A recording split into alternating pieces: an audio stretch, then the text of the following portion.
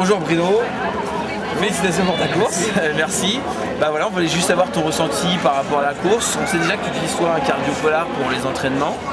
Donc on voulait également te remercier par rapport à ce test. C'était une première mondiale pour nous de pouvoir tester une télémétrie en direct sur un événement course à pied et te féliciter pour ton 33e marathon, l'année du 33e marathon de Paris. Donc voilà, juste ton ressenti par rapport à cette course, parce qu'on a beaucoup de personnes qui nous disent que c'était vraiment une super ambiance par rapport aux autres années. Moi, je peux d'autant plus le mesurer que c'était la 9e fois que je faisais Paris. J'ai fait les 9 dernières. Donc j'ai vraiment mesuré la différence entre la première que j'ai faite il y a 9 ans et celle-ci où il y avait une densité dans le peloton. Moi je suis parti avec les 3 heures parce que je faisais le reportage en même temps pour le jogging.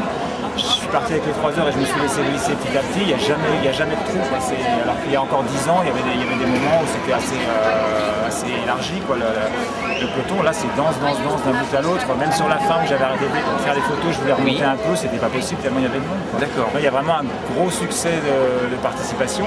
Et ce qui est énorme aussi, c'est la participation du public maintenant, qui a considérablement évolué ces dernières années.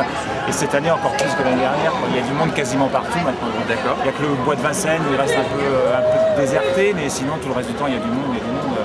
Sur les quais avant tu avais du monde sur les ponts, maintenant tu as du monde au-dessus, à côté, en dessous, bientôt il y en aura dans les tunnels. D'accord. C'est vraiment une super ambiance dans le peloton.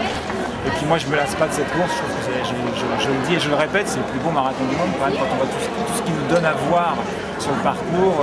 On avait en plus une température idéale, là, on n'était pas stressé par le soleil, par la chaleur, c'était impeccable, c'est vraiment une belle édition. Et est-ce que tu peux nous parler un peu plus du reportage que tu faisais pour jogging au cours du marathon? Alors pour le jogging en fait je faisais, puisqu'on fait, on base le reportage évidemment sur le commentaire sur la course et sur le parcours, mais beaucoup sur les interviews des coureurs et de nos lecteurs.